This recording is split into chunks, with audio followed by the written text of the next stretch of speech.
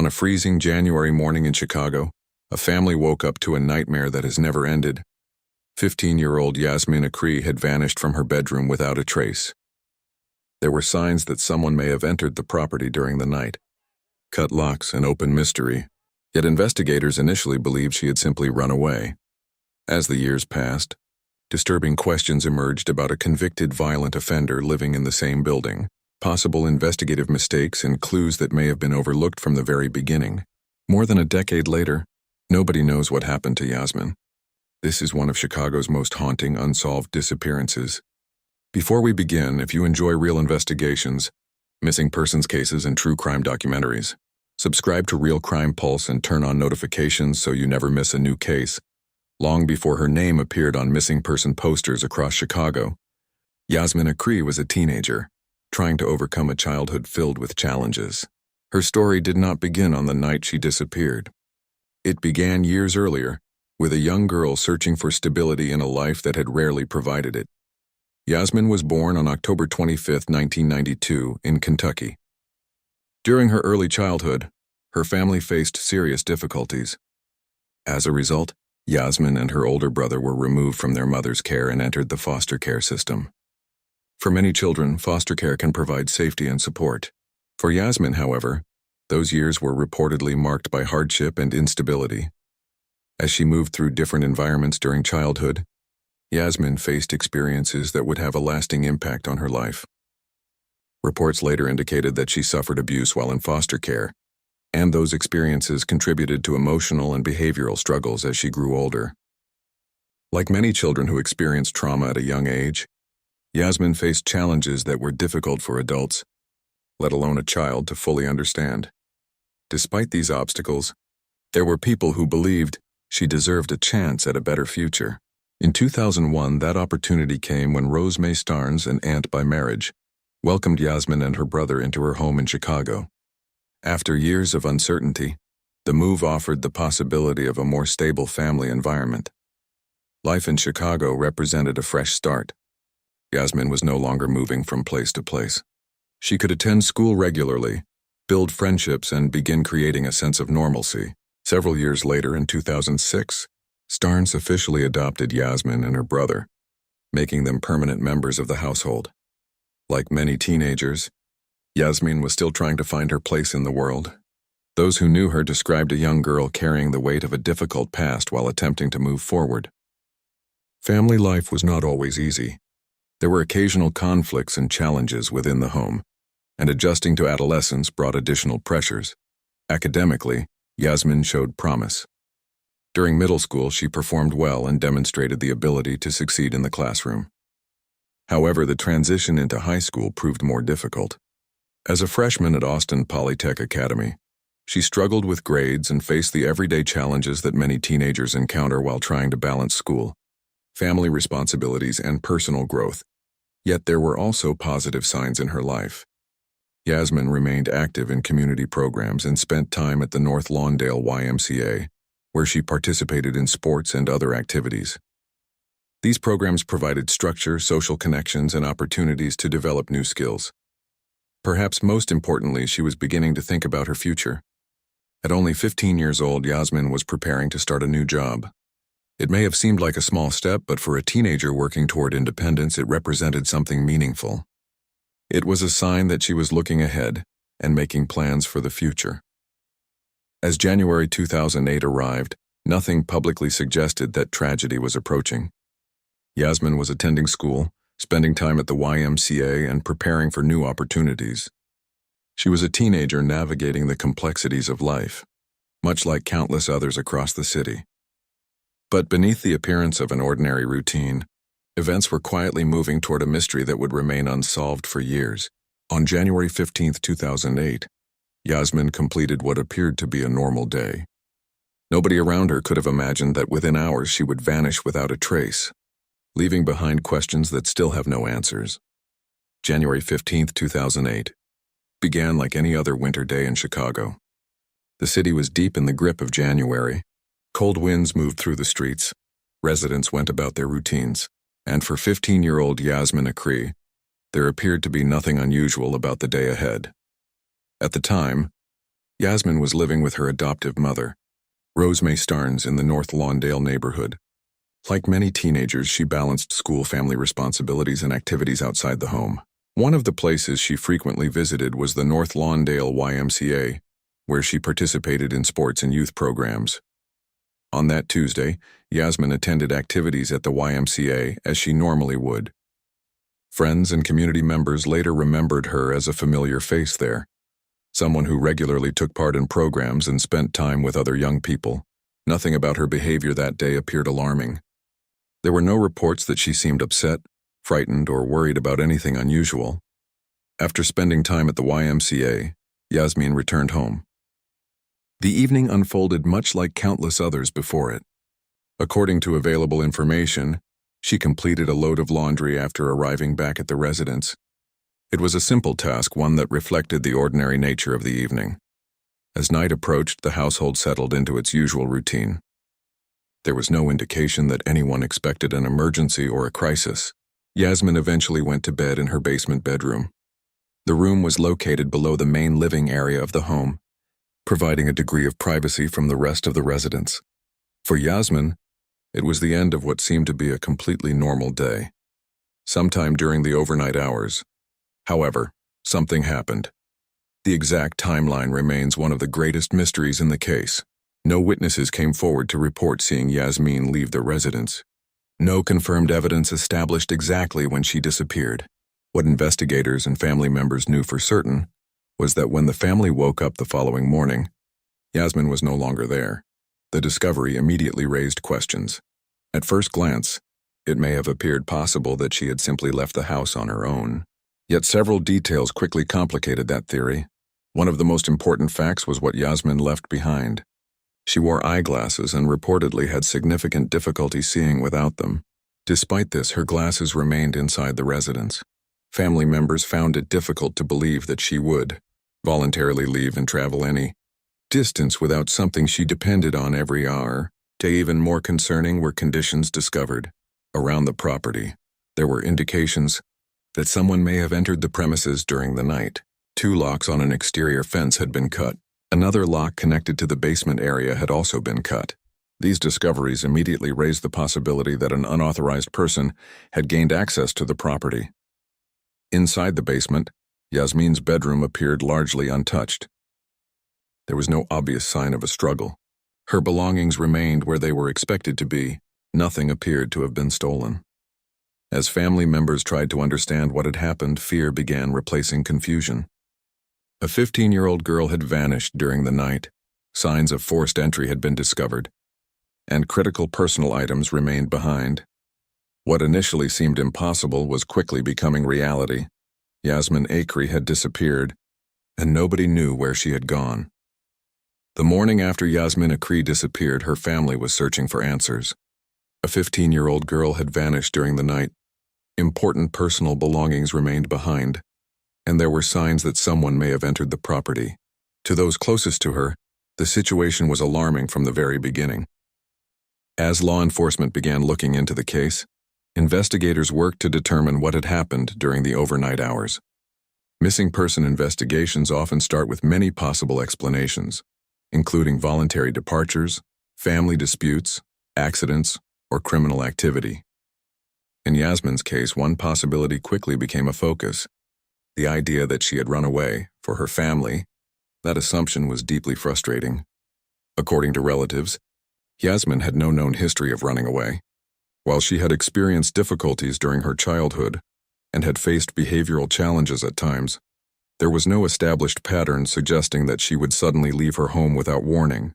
Family members believed investigators placed too much emphasis on the runaway theory and not enough attention on other possibilities. Several details appeared to support their concerns. One of the most important facts involved Yasmin's eyeglasses. She reportedly had difficulty seeing without them, yet the glasses were left behind inside the residence. For many people, leaving home without such an essential item would be highly unusual. To those who knew Yasmin, it seemed unlikely that she would intentionally leave and abandon something she depended upon every day. There were also the damaged locks. Investigators learned that 2 locks on an exterior fence had been cut. Another lock connected to the basement area had also been cut. These discoveries raised serious questions about whether someone had entered the property without permission. If Yasmin had voluntarily left on her own, the damaged locks would require an explanation. If someone else had been involved, the locks could have represented important evidence. Unfortunately, some critical opportunities were lost during the earliest stages of the investigation. Years later, authorities acknowledged that mistakes had been made. Officials admitted that certain evidence was not collected or processed as quickly as it should have been. According to reports, investigators did not immediately dust relevant areas for fingerprints. The broken lock connected to the basement door was also not preserved as evidence. In any missing person investigation, the first hours and days are often crucial. Physical evidence can disappear, memories can fade, and potential leads can become more difficult to verify. Because of this, the admission of early investigative errors became one of the most controversial aspects of Yasmin's case. As days turned into weeks, search efforts continued. Family members, community supporters, and volunteers hoped that someone would come forward with information. Flyers were distributed, questions were asked, and concern spread throughout the neighborhood. Yet despite those efforts, no confirmed sightings of Yasmin emerged. The absence of answers only deepened the mystery. There was no clear indication that she had started a new life somewhere else. There was no verified communication from her. There was no evidence proving she had left voluntarily. At the same time, investigators lacked enough evidence to determine exactly what had happened inside or around the residence that night. With few solid leads, attention gradually began shifting toward people connected to Yasmin's daily life. Detectives examined relationships, household dynamics, and individuals who may have had access to the property. Among those names was a man living in the same building, a man whose criminal history would later attract significant public attention and whose connection to the case would raise disturbing new questions. As investigators searched for answers, attention gradually shifted toward the people who surrounded Yasmin in her daily life. With no confirmed sightings, no clear evidence showing where she had gone, and few solid leads, detectives were left examining the environment in which she lived. The deeper people looked into that environment, the more complicated the picture became. Life inside the household had not always been easy. Rosemary Starnes had taken Yasmin and her brother into her home years earlier and later adopted them. By all accounts, she had provided a permanent home after a childhood filled with instability. However, family life was not without challenges. Reports indicated that Yasmin struggled with emotional and behavioral issues that stemmed from difficulties she had experienced earlier in life. According to statements made after the disappearance, Starnes sometimes used strict forms of discipline. Reports described occasions when Yasmin was punished in ways that later drew public attention. These details became part of the broader discussion surrounding the case, as investigators attempted to understand every aspect of Yasmin's home life. Another important change had occurred shortly before the disappearance. In 2007, approximately 1 year before Yasmin vanished, her older brother was asked to leave the home. As a result, Yasmin became the only child living in the residence. Some observers later wondered whether that change affected her emotionally. Her brother had shared many of the same childhood experiences and challenges, and his departure left Yasmin without one of the people who understood her history best. While investigators examined family dynamics, another individual began attracting attention. His name was Jimmy Terrell Smith. At the time of Yasmin's disappearance, Smith lived in a second-floor apartment in the same building. His father was reportedly friends with Rosemary Starnes, creating a connection between the families. On the surface, he was simply another resident of the property. However, a closer look at his background revealed a troubling history. Smith had previously served time in prison after being convicted of attempted murder. He had been released on parole and returned to the community. Following his release, he experienced multiple additional encounters with law enforcement.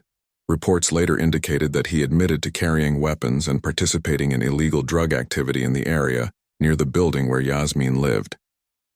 As information emerged, investigators and members of the public began asking whether Smith could have played a role in Yasmin's disappearance. Reports suggested that Smith had taken an interest in Yasmin. One detail that attracted particular attention was the discovery that Yasmin had mentioned him in her personal diary. While the references themselves did not establish criminal conduct, they indicated that she was aware of him and that he had become a notable figure in her life. For years, however, Smith's connection to the case remained largely unknown to the public. According to reports, Starnes did not initially tell investigators that Smith was living in the building. That information would not become widely discussed until much later. As a result, questions emerged about whether investigators had fully examined everyone who may have had access to Yasmin during the critical period surrounding her disappearance. As the years passed, Smith's name would appear in headlines for reasons unrelated to Yasmin's case. Those developments would dramatically increase public interest and renew questions about what happened during the night she vanished. For investigators still searching for answers, a disturbing possibility was beginning to emerge, that the key to solving the mystery might have been living only a few steps away from Yasmin's bedroom. As the investigation into Yasmin Akree's disappearance moved further away from that January night, the case did not fade. Instead, it slowly transformed, becoming more complicated, more disturbing, and filled with questions that had never been properly answered. By this point, years had passed, but for Yasmin's family, time had not brought closure, only silence. During the early stages of the investigation, attention had focused heavily on the possibility that Yasmin might have run away. But as the case remained unsolved, that theory became harder to accept, especially as more background details about people connected to her life began to surface. One of those individuals was Jimmy Terrell Smith, a man who lived in the same building where Yasmin disappeared. Smith's presence in the case became increasingly significant as investigators and the public learned more about his history. He had previously served time in prison for attempted murder, and after his release he returned to the community with a record that continued to grow. Reports described repeated arrests and ongoing criminal activity, including allegations involving weapons and drug dealing in the same area where Yasmin lived. What made his connection even more concerning was his proximity. Smith lived in the second-floor apartment of the same building, meaning he had direct access to the environment where Yasmin spent her daily life. The same hallways, the same entry points, and potentially the same windows and doors that connected to the outside. As more information emerged, questions began to form about why his connection to the building was not fully understood earlier in the investigation. According to later accounts, Rose Mae Starnes did not inform police about Smith's presence in the building until approximately 2009. More than a year after Yasmin vanished, this delay raised serious concerns about what investigators knew at the beginning, and what they may have missed during the most critical early hours. In the years following the disappearance, Smith was arrested in connection with a series of serious crimes involving sexual assault allegations, including accusations involving minors. These cases were unrelated to Yasmin's disappearance, but they significantly changed how the public viewed his name. Suddenly, someone who had once been a quiet figure in the background of the case was now associated with violent criminal behavior that shocked the community. While incarcerated, Smith reportedly gave a jailhouse interview in which he claimed to know what happened to Yasmin, and even suggested involvement in other violent incidents. However, these statements were never independently confirmed, and authorities did not publicly verify any link between those claims and Yasmin's case. As a result, his statements remained controversial and unproven. Still, the damage had been done in the public eye. His name had become closely tied to one of Chicago's most troubling missing person cases, and speculation grew as people tried to understand whether key evidence had been overlooked or connections had been missed in the earliest stages of the investigation.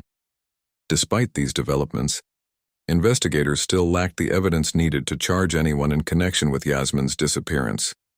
There were suspicions, there were unanswered questions, and there were troubling associations, but there was still no definitive proof of what happened inside that home on the night she vanished.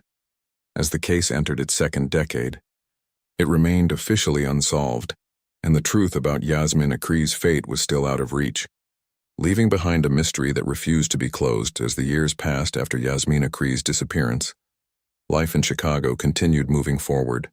But for her family, time did not bring answers. It only deepened the silence. Every passing year marked another reminder that a 15-year-old girl had vanished without explanation, and no one had ever been held accountable for what happened to her. Search efforts and awareness campaigns continued in different forms over the years, Family members and community supporters worked to keep Yasmin's name alive, hoping that someone somewhere might finally come forward with information that could unlock the truth. Flyers circulated, online posts were shared, and her image appeared in missing persons databases maintained by national organizations. One of the ongoing efforts involved age progression images, showing what Yasmin might look like as she grew older. These images represented not only an investigative tool, but also a powerful emotional reminder that if she were still alive, she would now be an adult, living a life that was stolen or interrupted on that winter night in 2008. The emotional toll on her family was lasting and profound, especially for those who had lived through the early instability of her childhood, and then lost contact with her so suddenly. Her absence left a permanent gap in their lives, one that no amount of time could repair. In 2014, another major change affected the case. Rose May Starnes, the woman who had adopted Yasmin, passed away from natural causes at the age of 57. Her death closed another chapter in the investigation, and with her passing, certain unanswered questions became even more difficult to resolve, as one of the key people connected to Yasmin's daily life was no longer able to provide additional clarification or testimony. Despite the passage of time, Yasmin's case remains officially unsolved and classified as an endangered missing person case. Investigators have continued to review information and evaluate leads, but no definitive breakthrough has been made public.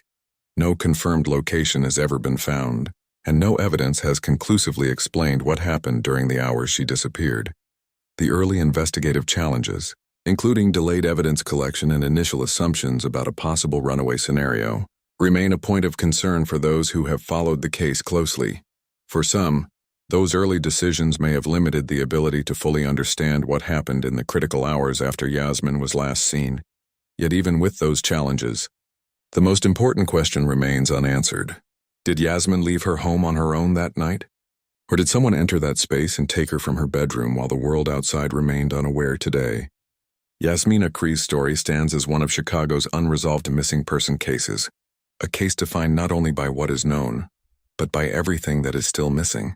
Answers, closure, and truth. And for her family, the hope remains the same, that one day, someone will come forward with the missing piece that finally explains what happened to Yasmin Akree on that January night in 2008. If you enjoy true crime documentaries, subscribe to Real Crime Pulse and turn on notifications for more real investigations.